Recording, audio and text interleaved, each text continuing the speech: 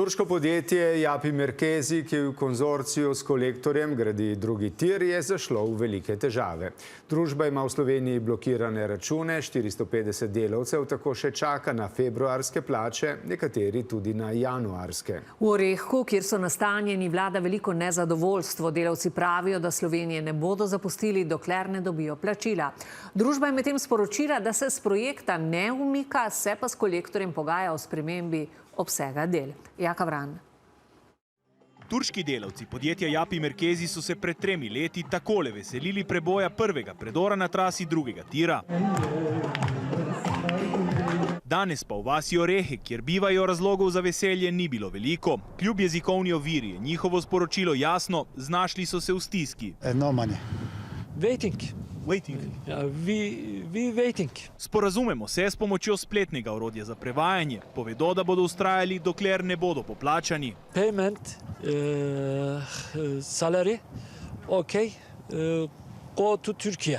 Nekaterim podjetje dolguje 2 plači. V težavah so se znašli prav vsi. 415 people.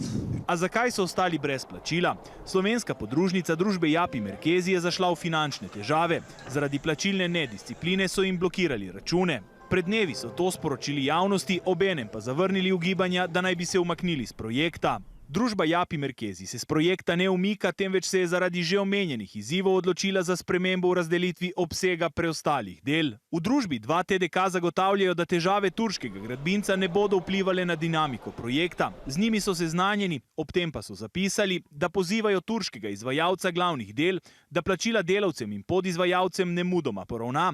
Ob tem želijo poudariti, da 2TDK plačuje vse izvedene storitve konzorciju izvajalca gradbenih del. Čeprav v družbi 2TDK zatrjujejo, da vse svoje obveznosti poravnavajo sproti, smo neuradno izvedeli, da naj bi imel Yapi Merkezi kar 50 milijonov odprtih zahtevkov.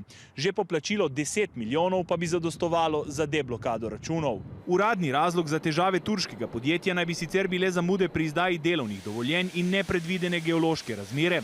Pri 350 milijonskem aneksu, ki ga je nedavno zahteval Kolektor, naj bi polovico pripadlo Yapi Merkeziju, a je tega družba 2TDK že zavrnila kot neutemeljenega.